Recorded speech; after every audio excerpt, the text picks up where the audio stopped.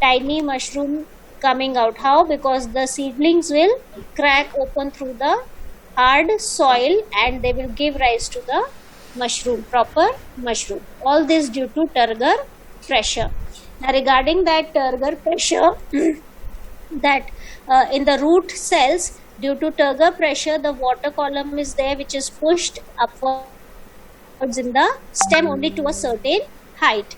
And that is why when we cut open a stem close to the root, for example a potted plant, so close to the root, if this part of the stem is cut open, we can see the cell sap oozing out, for which using a manometer we can measure the pressure. So using this also indicates that there is turgor pressure, which is also helping in the root pressure development. Okay, now yes. And so the basic function of manometer is to measure the pressure. Yes, that will only because of that pressure only, the root pressure, the water is, cell sap is oozing out. So we can see the mercury pushing forward in the graduated tube to measure pressure of the oozing out cell sap, which is in connection with in the tube only, it will keep on growing, increasing. The cell sap will come out, which will push the mercury forward. And on the graduated tube, we can read the pressure. Okay? Manometer. In physics, you must have done. Yes. Anyway, okay? Now, besides this, one more interesting feature we see in the plant, touch me not. Have you heard of that plant, touch me not? Yes, ma'am. Yes, ma'am. Yes, ma'am. Okay. So, scientific name is Mimosa pudica. Mimosa, M-I. Mimosa pudica. You must remember this scientific name. So, this scientific name of touch me not plant is Mimosa pudica. What happens in this case of plant? It is a classic example of turgor movement. Now, for this branching, there is a swollen base. At the base, there is the swollen part of the branch, and then there is the petiole. Petiole means the leaf stalk. Okay, petiole or the leaf stalk. Last year also we have done in when we had done the dissection of the flower, I had shown you. Petiole means the stalk of the flower. For example, this is the stalk of the leaf or the flower. The stalk on which the leaf or the stalk is or the flower is present. So this petiole is here, and there is a swollen portion. This is the branch. Okay, so this swollen portion of the tissue before the petiole is called as pulvinus. Pulvinus. Okay, now in this pulvinus, the cells remain turgid due to the presence of water in it. When they are turgid in this, the petiole is erect and the leaflets are nicely opened up. But when we touch it, because this plant is sensitive to touch, thigmotropic, sensitive to touch. So what will happen when this plant is touched, one of the leaves, even lightly, the leaflets will fold up within 2 to 3 seconds. And if we touch it more strongly, even the leaflet, even the petiole and this branching will droop downwards. A wave of folding will take place. Okay, and slowly this will be recovered. Now what happens is when the stimulus of touch is given to this turgor, this pulvinus, so the turgor pressure in the pulvinus changes. Okay, this pulvinus swollen part, when a touch is there, the turgor pressure in the cells is changed. Now they are no more turgid. So obviously if they are not turgid, the petiole will droop downwards, the leaflets will also droop downwards, they will bend downwards, and so the leaflets will also close. So this is classic example of turgor movement, how turgor is helping this plant to close. The same way, somewhat similar turgor movement is found in the insectivorous plants. Okay, like the picture plant's lid is there. pitcher plant, its lid. When some insect will sit on it, pressure changes there, the turgor pressure, and this lid will immediately close. Or the Venus trap, Venus trap. Venus flytrap. Yes, that one also, or the sundew, or the utricular bladder one. So almost all the insectivorous plants show, due to this turgor change, turgidity is lost, so the leaflets will close up upon each other, thereby trapping the insect. The two leaflets will immediately close, and so the insect will be trapped inside the leaf. So all these examples of turgor movement in case of the plants. So we have seen how in Mimosa pudica, due to sensitive touch, they are sensitive to touch, there is loss of turgor at the base of the leaflets and at the base of pulvinus. And as there is loss of the turgor pressure, turgidity in the pulvinus, in the petiole will droop downwards, the leaflets will close. After some time, again the cells will regain the turgidity. That means again there will be presence of more water here, making them swollen or turgid. So again these leaflets will be opening up. Otherwise, how will they be? Here they will be all closed this way. Now they will open up gradually after regaining the turgor pressure. So all these examples of utility of turgor pressure. We had also seen how the root hair cells are helpful in uptake of water by two processes, that is cell to cell osmosis as well as diffusion taking place simultaneously. And so water moves forward in the xylem vessels, and then we have to see that in the xylem vessels now water and minerals together will be termed as sap. Okay, water and minerals together will be now called as sap, and this upward movement of the water and minerals, that is sap, in the xylem tissue is called as ascent of sap. That will take place because of four forces. One we have already seen, root pressure. This root pressure but will help the upward movement of the sap only to a certain height in the stem.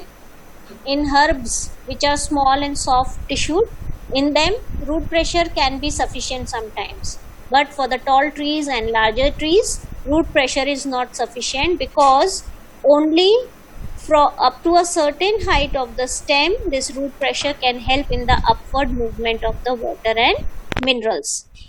Okay, so we have other force, namely adhesion and cohesion, also helping in upward movement of water. This adhesion cohesion, how?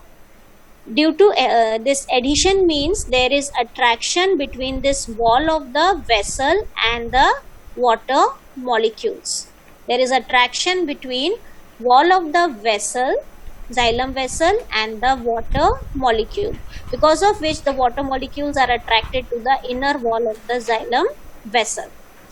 Second is cohesion. That means one water molecule is attracted to the other water molecule. Now because of this adhesion and cohesion, there is continuous column of the water, pillar like. A continuous column of water is formed inside the xylem vessel. Okay. Now because of this also, if one water molecule will move forward, all the other water molecules will also move forward, that means upwards, because it is like a chain. As water molecules are attracted to each other, also they are attracted to the xylem vessel.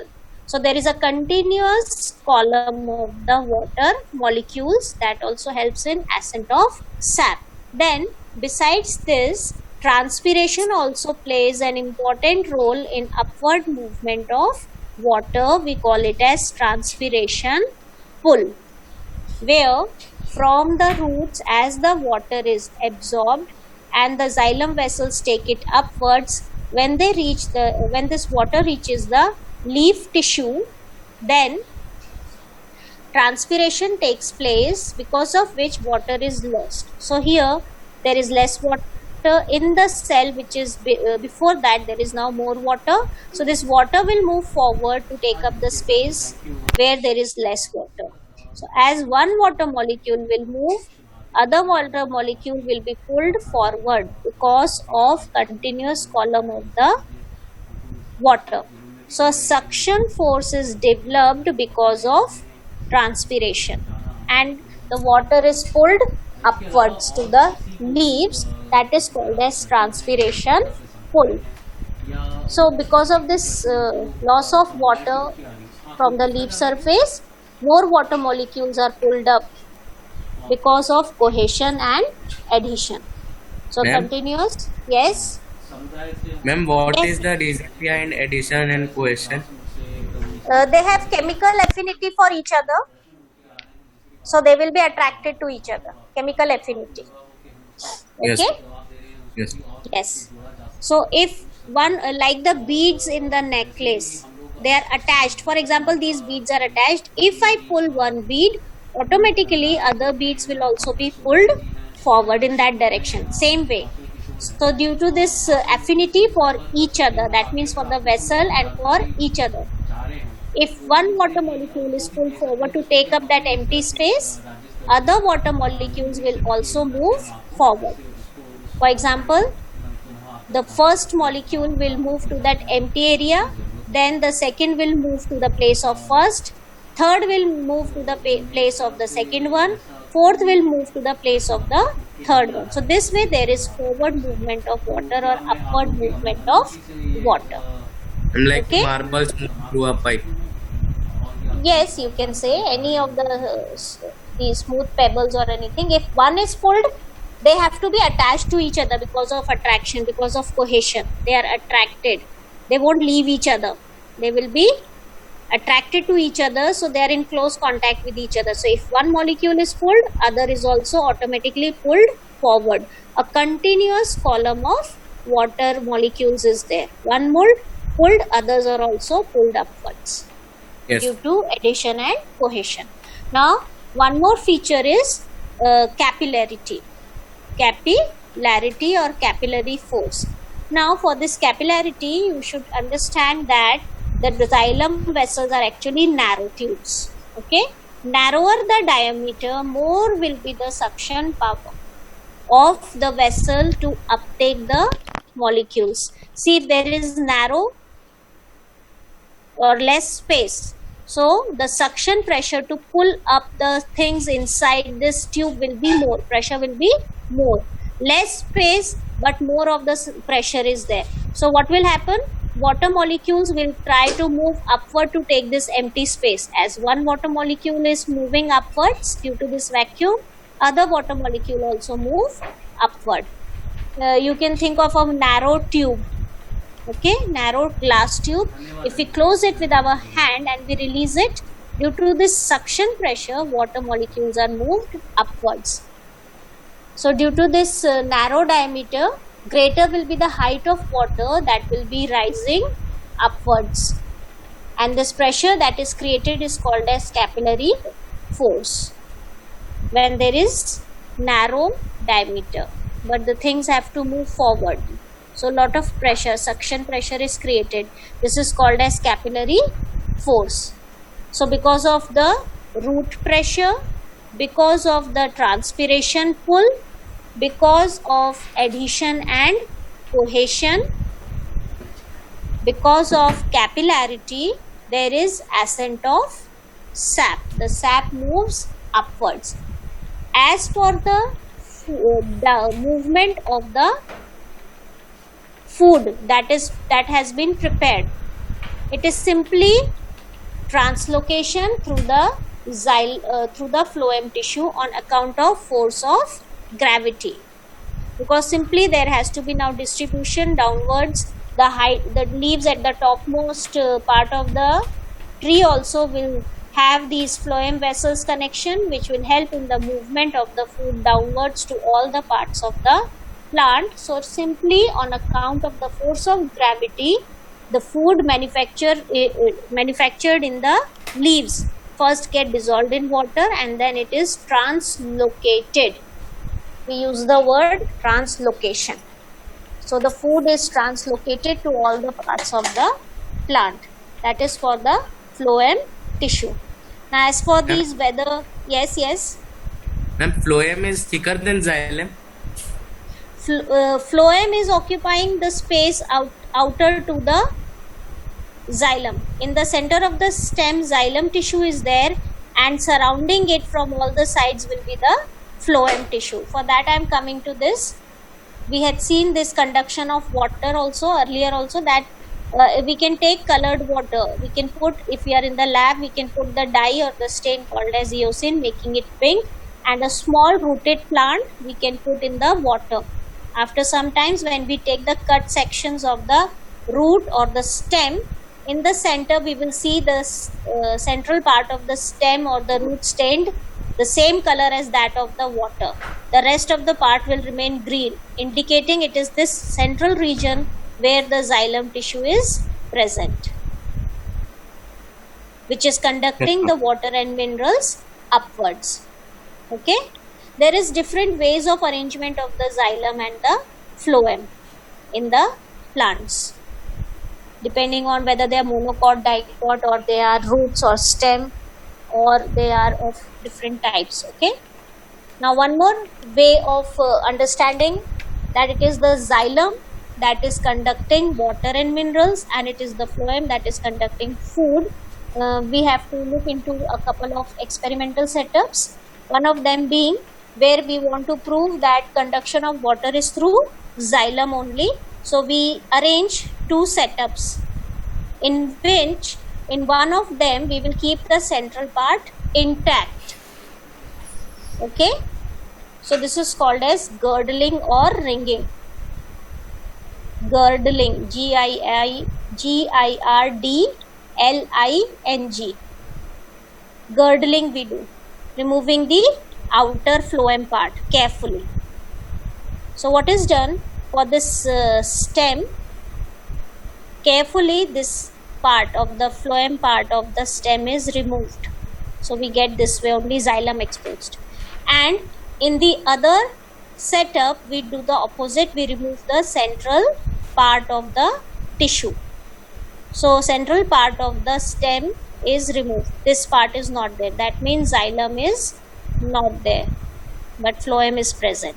So after few days, when we observe this stem, these two stems of A and B which are kept in water, that the leaves of the stem in A continue to look turgid and firm, but the leaves of the setup B are wilted, indicating water and minerals are not able to reach the leaves in case of the plant stem B, because there is no xylem.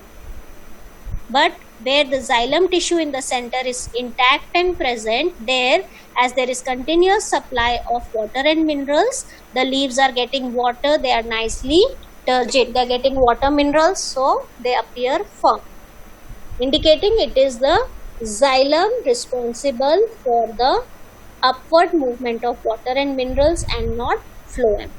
Had the phloem been, then even these leaves should be firm, which is not the case. Okay, then one experiment to show that food from the leaves is conducted downwards to the phloem in the stem. For that again what is done? We are removing the phloem, again girdling is done, and after a year here they are observing what is seen in the upper part of the stem where the girdling was done. This region of the stem has swollen, it has grown in its size this way, it has swollen. This is xylem, and here the phloem tissue is there. So now the food that is prepared is coming downwards, but as on either side of the xylem there is no phloem, we have removed it. So how the sugar will go downwards? So it all gets accumulated, and gradually this the upper part of the stem becomes swollen. As for the lower part, what may happen, till the time in the lower part there is deposit of the sugar. Nothing will happen to it, it will continue to grow. But once the sugar deposit gets exhausted, that means it gets over, no more sugar deposit is there, no more energy available, this lower part of the stem after girdling can stop growing, even it may die. Okay, so the leaves in case of this one, both of them shows that the leaves remain healthy because they are continuously getting the supply of water and minerals, but the lower stem part is not getting the food. So it may stop growing or it may die also, indicating that it is the xylem which is the conducting which is the part of the vascular tissue that translocates the food.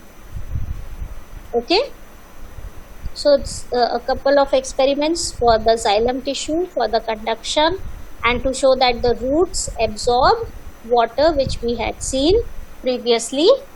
So these are the experimental setups for understanding the xylem, the functions of xylem tissue and the phloem tissue.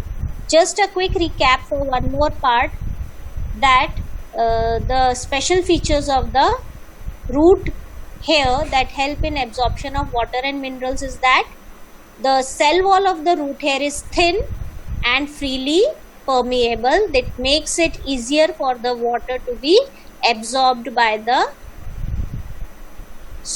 root hair.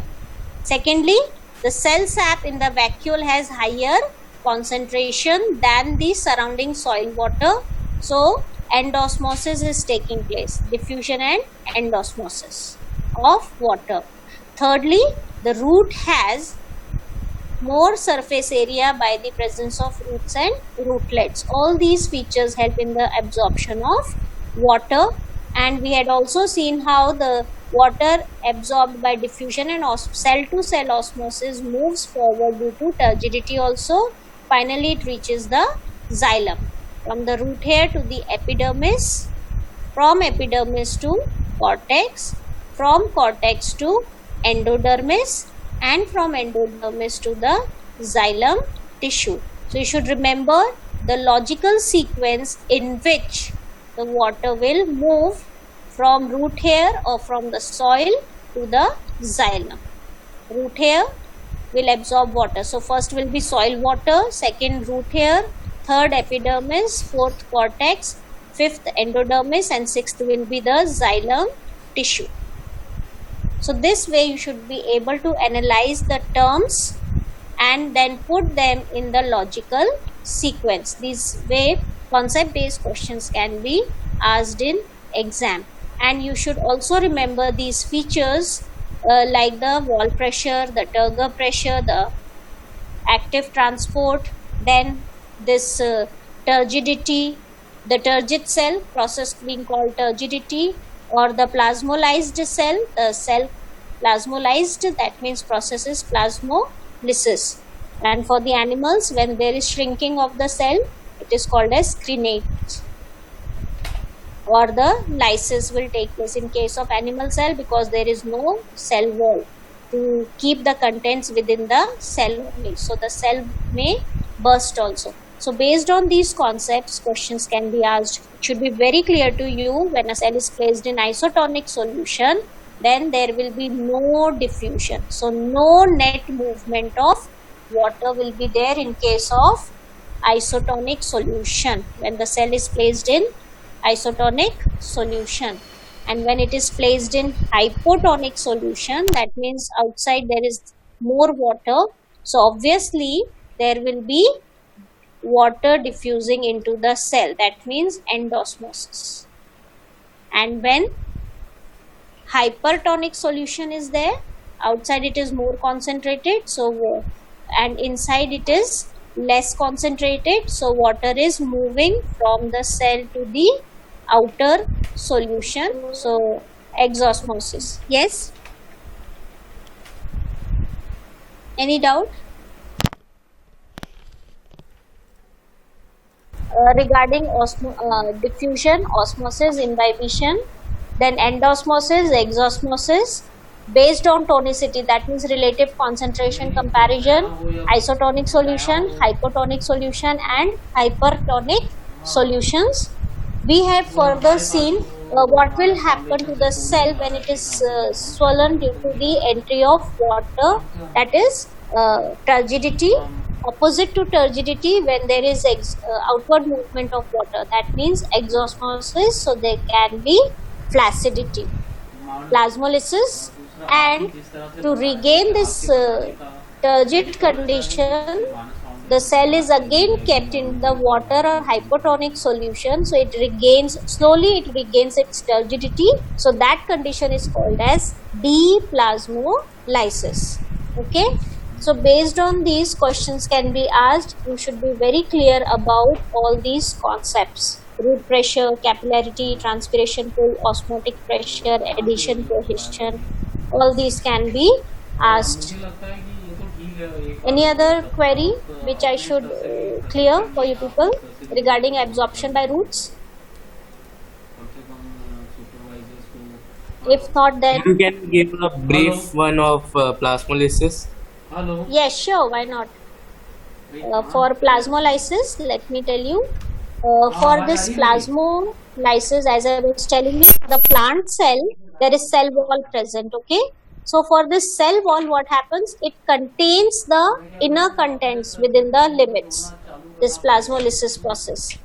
In plasmolysis, there will be contraction of the cytoplasm and the protoplasm. That means the cell wall is there. After that, cell membrane is there. As water is drawn out, now in the cytoplasm, in the protoplasm, there is less water. So the cytoplasm and the protoplasm will start shrinking.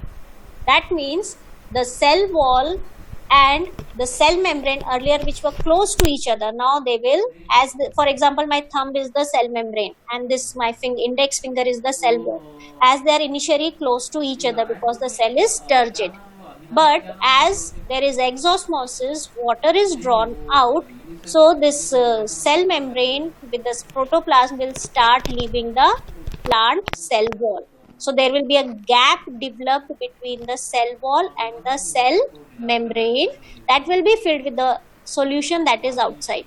That will also diffuse in, and this will fill up the gap in the center between the cell wall and the cell membrane. The protoplasm will shrink. So the cell membrane automatically will leave or will be drawn inwards away from the cell wall. So this condition, due to the withdrawal of water, as we are placing the cell in the hypertonic solution, is called as plasmolysis. The cell contents will shrink. Obviously, water is less, so they will start shrinking. Clear?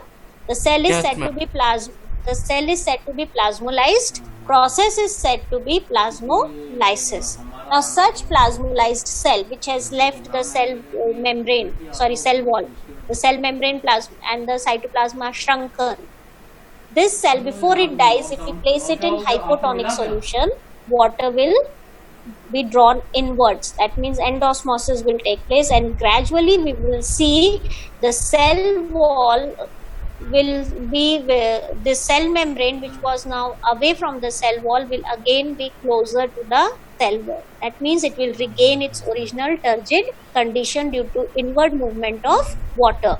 So this plasmolysed cell again has become turgid. So we don't say turgidity, but we say that this cell is now deplasmolysed. Okay? Any other query? So when this cell is, when the cell contents are shrunken, the cell is no more tight or firm or turgid. The cell is said to be flaccid also. Flaccid, soft and limp. The cell is said to be flaccid or plasmolysed.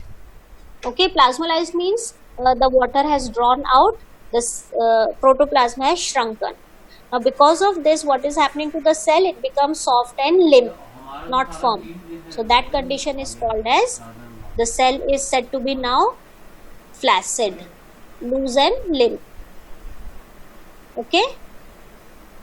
Yes, ma'am. Any other? Yes, good. Any others used for the upward movement or for the uptake of minerals from the soil into the root hair. So we must know the difference between diffusion, osmosis and active transport. So we must learn the definitions. Whether energy is used or not, and from where to where there is movement, from high to low or low to high, following the concentration gradient or against the concentration gradient. See, when we are using the energy for active transport, obviously due to this usage of energy, this active transport becomes a rapid process. It's a fast process as compared to osmosis or diffusion, which are slow processes, but depending on where they are taking place. For diffusion, for example, in case of gases, it is quite fast. Okay, so not only these differences, but also how plasmolysis is useful, how diffusion is useful for the living world. That also, remember, for diffusion, that the respiratory gaseous exchange takes place in plants. Carbon dioxide getting in, for respiration, carbon dioxide moving out, oxygen getting in, oxygen is there. Then secondly, for the process of photosynthesis, diffusion of gas is taking place. That is, oxygen is moving out. Then there is diffusion of water from the soil to the root, from the root to the stem. So here, these are the few examples of how diffusion is useful for the plants. For us, due to the diffusion of the gaseous molecules, we are able to smell the different scents or the odors or the food or the deodorants, etc. Because the chemicals will move through the air and will reach our nose. So due to this diffusion of gaseous molecules of different volatile chemicals, we are able to detect the different smells. Okay, so if any other query is not there, I would like to sign off for the day with you people. Okay.